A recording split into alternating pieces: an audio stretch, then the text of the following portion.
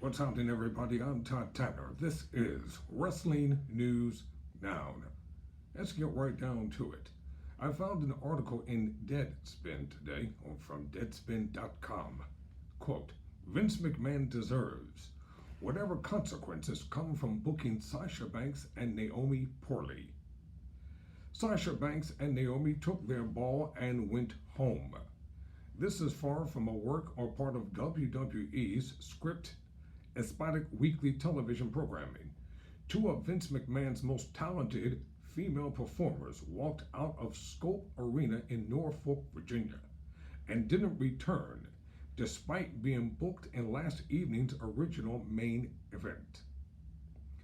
This isn't the first time WWE's talents have taken themselves off camera for displeasure with the company, most notably Stone Cold Steve Austin in 2002 and CM Punk in 2014. What's unique about Naomi and Banks' no-show is WWE's acknowledging the incident live on air the same evening and putting out a statement on the walkout. Punk and Austin's lack of involvement were mentioned weeks afterwards, not hours after departing from backstage. WWE commentator Corey Graves said Naomi and Banks unprofessionally left the arena as part of the show, which was likely fed into his headset directly from McMahon, seated just behind the curtain. The exact timeline of Banks and Naomi's leaving the arena is unclear, as is the legitimacy of WWE's statement, which upfront appears to say faced with fans as if this could be part of the show. It's fishy as shit. WWE claims their women's tag team champions left the venue during the show, while multiple online reports state it was hours before, causing the company to change the script by showtime. Naomi and Banks have been silent on social media since the walkout, but one theory has been shared on social media, and it's easy to believe. In the microscopic chance, this is all a storyline. Kudos to McMahon and friends for their swerve to get hyped for WWE's women's division, but it's not a storyline. Back on planet Earth, Banks and Naomi should be commended for taking a stand against creative decisions they feel are unmistakably bad. Yes, the duo has contracts that makes them perform on a certain number of shows a year. No, that contract doesn't mean they have to go to the ringside against their will, even if McMahon has the final say on all creative decisions. Let's state an obvious and hopefully not overlooked part of this saga. Banks and Naomi are two of the three black women on WWE's main roster. The other is Bianca Belair, the current Raw Women's Champion and one of the most marketed stars, deservingly so, in the company today. The rise Belair has seen since joining the main roster 2 years ago has been phenomenal, and her reputation is needed. Those numbers skew horribly without Banks and Naomi. Of WWE's 24 women on the main roster, only 9 are of color. That's more diverse than the NFL head coaching ranks. But how low of a bar should I set for WWE? Having one black female in good standing on the company's main roster will not cut it. WWE's statement opens the door for their best case scenario, turning a real world problem into a storyline. McMahon's endgame has to be bringing both into the fold and preventing another incident like this.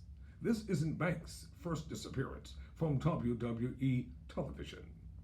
Although the circumstances surrounding her 2019 disappearance haven't been publicly confirmed, she did take 4 months off from in-ring action and allegedly requested her release from the company, which McMahon denied.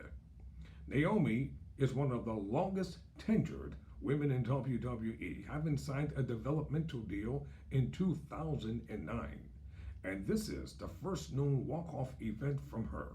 Can you imagine how bad a WWE idea has to be for Naomi to reject it? She was a member of the of the Funkadactyls, and alarms were never raised as a valet for Brodus Clay. One of the biggest differences between the walkouts of Punk and Austin from Banks and Naomi is the existence of All Elite Wrestling's legitimate competition to WWE.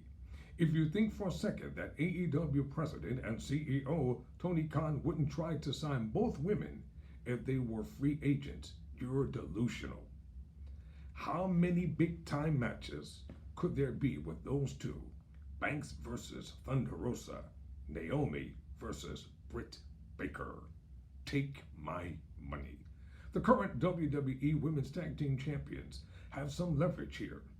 Their absences don't mean they have nowhere else to go. Unlike the previously frustrated wrestlers, Austin was never going to Japan or CMLL, and he reconciled with WWE less than a year later. Punk is stubborn and had no problems burning that WWE bridge, and has consistently found new kerosene in the years since. Punk tried MMA and had a horrible UFC career and didn't appear on a show with actual matches for more than 7 years. Now he'll likely be AEW's champion by the end of the month. Both Naomi and Banks could get paid elsewhere, and if McMahon is stupid enough not to see that maybe he doesn't deserve two wrestlers of their quality. They have other passions too. Banks, whose real name is Mercedes Fernando, is credited as such as her role as Corsica Reeves in Disney Plus series The Mandalorian.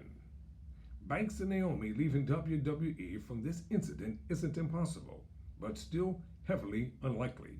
Having a high-profile public dispute in the modern era of social media is uncharted waters for WWE.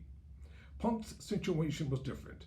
Why do you think it took 2 months for him to say his piece on a podcast? That won't last long. A few weeks ago, with Bayley's imminent return and the organic storyline about her history with Banks and the tag team titles, a return to TV or total split from WWE is coming. What won't change out of this incident is the bubble's been burst on walking out of McMahon's domain. This won't be the last time it happens. Professional wrestling left McMahon behind a long time ago, and whatever help exists hasn't shielded WWE from tangible plot holes from storylines over the last several years. If McMahon has no desire to compromise and patch things up with Banks and Naomi, he deserves the levee breaking in every consequence of letting them walk permanently. Close quote. For Wrestling News Now, I'm Todd Tanner.